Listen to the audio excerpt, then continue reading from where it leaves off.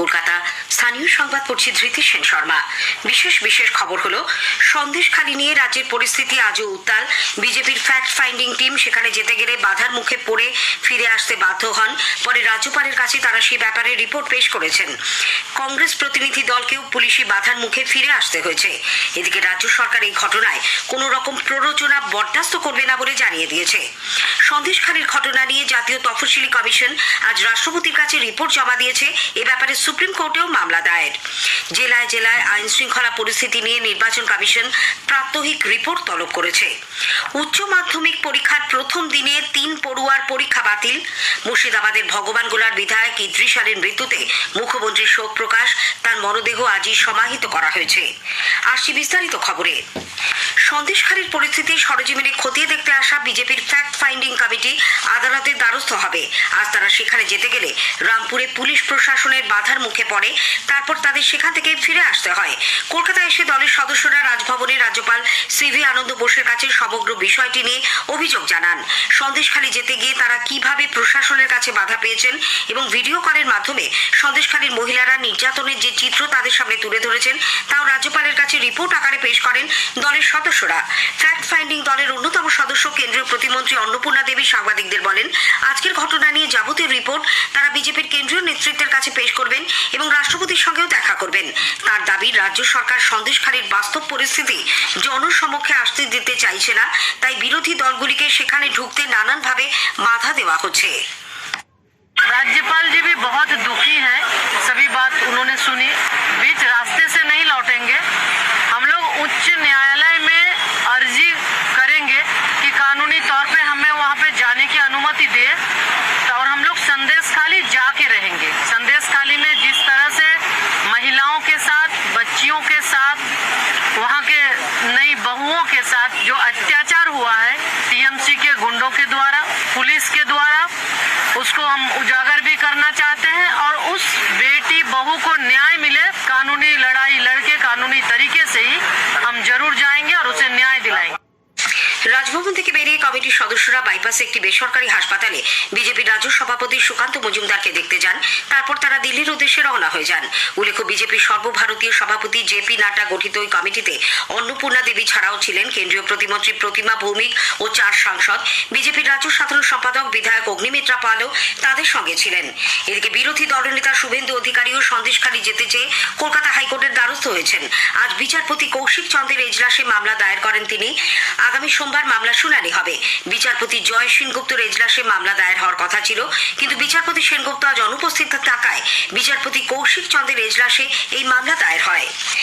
বিজেপির fact finding টিমের পর সন্দেশখালি যাওয়ার পথে আজ রামপুরে পুলিশি বাধার মুখে পড়তে হয় প্রদেশ কংগ্রেস সভাপতি অধীর চৌধুরীর নেতৃত্বে কংগ্রেস প্রতিনিধি দলকেও। বেশ কিছুক্ষণ পুলিশের সঙ্গে ধস্তাধস্তির পর রাস্তায় বসে পড়ে তারা বিক্ষোভ দেখাতে থাকেন। অধীর বাবু, আশুতোষ চট্টোপাধ্যায় সহ কংগ্রেস নেতৃবৃন্দ এবং দলীয় কর্মী সমর্থকেরা সেখানে ছিলেন। পুলিশের বাধার কড়া সমালোচনা করে প্রদেশ কংগ্রেস সভাপতি বলেন, তারা সঙ্গে করে বোমা, পিস্তল বা অন্য কোনো অস্ত্র নিয়ে আসেননি। সেখানে কি এমন ঘটনা ঘটলো যে তার দল যেতে পারবেন না, সেই প্রশ্ন তোলেন তিনি।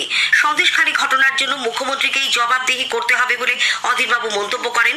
সাংবাদিকদের প্রশ্নের উত্তরে তিনি বলেন, সন্দেশখালি যদি নিষিদ্ধ এলাকায় হয়ে থাকে তাহলে মুখ্যমন্ত্রীর উচিত তা ঘোষণা করা। কি এমন হয়েছে সন্দেশখালিতে যে বাইরের মানুষের জন্য সন্দেশখালীর অবরুদ্ধ? সন্দেশখালী কি নিষিদ্ধ এলাকা? সেটা বাংলার মুখ্যমন্ত্রী আপনি ঘোষণা করছেন না কেন? এখানকার পঞ্চায়েত সমিতি, জেলা পরিষদ, সরকার, এমএলএ, এমপি সব আপনাদের। আপনারা জানতেন না যে সন্দেশখালীতে এই ঘটনা হয়? বেশ কিছুক্ষণ অবস্থান বিক্ষোভ চলার পর কংগ্রেস কর্মীরা সেখান থেকে ফিরে আসেন। অধীরবাবু অবশ্য বলেছেন তারা আবার সন্দেশখালি যাবেন। এদিকে রাজ্য সরকার সন্দেশখালির ঘটনায় কোনো রকম প্ররোচনা বা উস্কানি বরদাস্ত করবে না বলে স্পষ্ট জানিয়েছে। রাজ্যের মন্ত্রী শোভনদেব চট্টোপাধ্যায় সাংবাদিকদের বলেন, আমাদের সরকারের একটাই বক্তব্য, যে এলাকায় এত আগুন জ্বালানো হলো, পোল্ট্রি পুড়িয়ে দেওয়া হলো, বাড়িতে আগুন লাগিয়ে দেওয়া হলো, আর কোনো উস্কানিমূলক ব্যবস্থা ওখানে যদি কেউ না নিতে পারে, শান্তি ফিরিয়ে আনতে হবে, মানুষকে জাস্টিস দিতে হবে, দুটোই একসঙ্গে করতে হবে। যে এলাকার শান্তি ফিরিয়ে আনতে হবে এবং যাদের বঞ্চিত করেছে, যাদের জোর করে জমি কেড়ে নেওয়া হয়েছে, তারা যাতে রিলিফটা পায়, এটা তো সরকারকে বা দলকে দেখতে হবে, আমাদের দেখতে হবে। ওখানে গিয়ে নতুন করে উস্কানি দেওয়ার কোনো সুযোগ দেওয়া হবে না। তৃণমূল কংগ্রেস কংগ্রেসও দাবি করেছে গন্ডগোল বাঁধানোর জন্যই বিজেপি বারবার সন্দেশখালী যাচ্ছে। দলের রাজ্য সহসভাপতি জয়প্রকাশ মজুমদার সাংবাদিকদের বলেন, আইন শৃঙ্খলা বজায় রাখার দায়িত্ব রাজ্য সরকারের, সেই কারণেই পুলিশকে আইন রক্ষায় ব্যবস্থা নিতে হয়েছে। সন্দেশখালীর ঘটনা নিয়ে জাতীয় তপশিলি কমিশন আজ রাষ্ট্রপতি দ্রৌপদী মুর্মুর কাছে রিপোর্ট জমা দিয়েছে। কমিশনের এক প্রতিনিধি দল সকালে নতুন দিল্লিতে রাষ্ট্রপতি ভবনে পৌঁছে সেই রিপোর্ট জমা দেয়। রাজ্যে রাষ্ট্রপতি শাসন জারির অনুকূল পরিস্থিতি রয়েছে বলেও কমিশনের চেয়ারম্যান অরুণ হালদার জানিয়েছেন। मैडम को जो रिपोर्ट दिया है उसमें ये चीज लिखा है कि मैडम जो कानून में है आराम से आप राष्ट्रपति शासन के लिए सुपारिश कर सकता है। बंगाल का हालात अभी इतना खराब है, विशेष रूप से जो शोषित वंचित श्रेणी का लोग होता है, इनको सेव करने के लिए सरकार को अलग दृष्टि से देखना चाहिए। অন্যদিকে সন্দেশখালীর ঘটনা নিয়ে সুপ্রিম কোর্টে মামলা দায়ের হয়েছে। এক আইনজীবী আজ প্রধান বিচারপতি DY চন্দ্রচূড়ের বেঞ্চে এই সংক্রান্ত একটি জনস্বার্থ মামলা দায়ের করে দ্রুত শুনানির আর্জি জানান। এদিকে DIG CID সোমা দাস মিত্রের নেতৃত্বে 10 সদস্যের রাজ্য পুলিশের বিশেষ মহিলা দল আজ দুপুরে আবার সন্দেশখালীর বিভিন্ন দ্বীপে গিয়ে মহিলাদের সঙ্গে কথা বলেন। তারা কিভাবে নির্যাতনের শিকার হয়েছেন, ধর্ষণ বা শ্লীলতাহানির কোনো ঘটনা আদৌ ঘটেছে কিনা সে ব্যাপারে তারা খোঁজ খবর নেন, মহিলাদের বয়ানও রেকর্ড করেন। স্থানীয় সংবাদ শুনছেন আকাশবাণী কলকাতা কেন্দ্র থেকে। এখন বিজ্ঞাপন, পরে রয়েছে বাকি খবর। ধানের মূল জমিতে মাজরা পোকার প্রাদুর্ভাব কমিয়ে কপকাঠি বা সাদা শীষের আক্রমণ কমাতে রোপণের 15 থেকে 20 দিনের মধ্যে প্রতি একরে 100 ml ব্যবহার করুন বায়ারের ভাইগো। হ্যাঁ, এই হেলমেটটা বেশ ভালো, কিন্তু এটা সেফ হবে তো? চিন্তা করবেন না, এই হেলমেটটাতে ISI মার্ক দেওয়া আছে। তো আমি কি করে বুঝবো যে এটাই আসল? BIS কেয়ার অ্যাপ থেকে, যেখানে একটা ক্লিক করলেই সব গুরুত্বপূর্ণ তথ্য জানা যাবে। সচেতন গ্রাহক হয়ে উঠুন, আর যে কোনো জিনিস কেনার আগে তার সঠিক কিনা সেটা যাচাই করতে আজই ডাউনলোড করুন BIS কেয়ার অ্যাপ।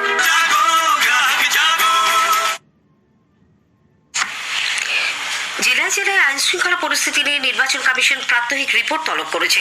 কোনো জায়গায় আইন শৃঙ্খলা পরিস্থিতি নিয়ে কোনো সমস্যা হলে তা তৎক্ষণাৎ রাজ্যের মুখ্য নির্বাচনী আধিকারিকের দপ্তরকে রিপোর্ট করার জন্য জেলা শাসকদের নির্দেশ দেওয়া হয়েছে। আসন্ন লোকসভা নির্বাচনের প্রস্তুতিতে আজ সব জেলার জেলা শাসকদের সঙ্গে ভার্চুয়াল বৈঠক করেন রাজ্যের মুখ্য নির্বাচনী আধিকারিক।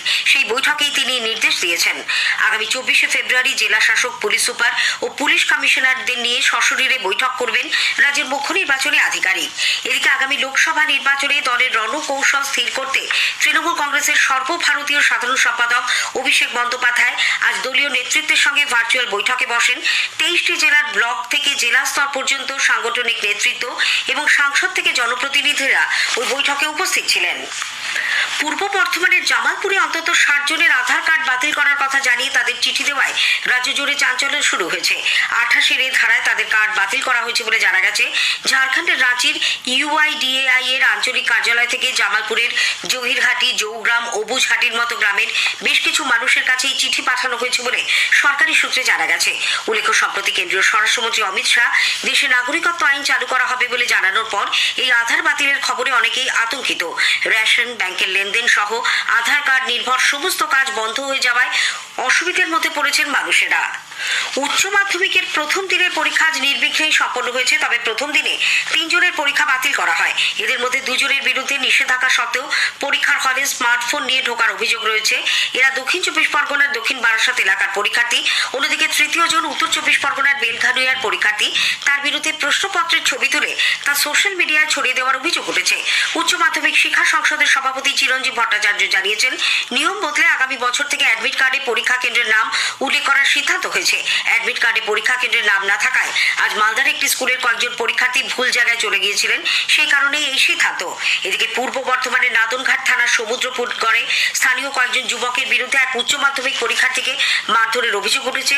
পূর্বস্থলী 1 নম্বর ব্লকের নসরতপুরের ডাঙ্গাপাড়া এলাকার বাসিন্দা আক্রান্ত মুদাসসির শেখ বিষয়টি নিয়ে থানায় অভিযোগ দায়ের করেছেন। তিনি কালনা হাসপাতালে চিকিৎসাধীন। মুর্শিদাবাদের ভগবানগোলার বিধায়ক তৃণমূল কংগ্রেসের ইদ্রিস আলীর মরদেহ আজ দুপুরে বিধানসভা ভবনে নিয়ে আসা হয়। তাকে শেষ শ্রদ্ধা নিবেদন করেন অধ্যক্ষ বিমান বন্দ্যোপাধ্যায়। বিরোধী দলনেতা শুভেন্দু অধিকারীর তরফে বিজেপি বিধায়ক অসীম সরকার প্রয়াত বিধায়কের মরদেহে পুষ্পস্তবক অর্পণ করেন। প্রয়াত বিধায়কের স্মৃতির প্রতি শ্রদ্ধা জানিয়ে বিধানসভার অধিবেশন দিনের মতো মুলতবি করে দেওয়া হয়। এরপর তার মরদেহ গোবরা কবরস্থানে সমাহিত করা হয়। মুখ্যমন্ত্রী মমতা ব্যানার্জি এবং দলের সর্বভারতীয় সাধারণ সম্পাদক অভিষেক বন্দ্যোপাধ্যায় তার মৃত্যুতে গভীর শোক প্রকাশ করেছেন। আগে জানানো হয়েছে, প্রাক্তন সাংসদ ত্রিশালী গতকাল গভীর রাতে শেষ নিঃশ্বাস ত্যাগ করেন। বয়স হয়েছিল 73 বছর। স্থানীয় সংবাদ শেষ হলো।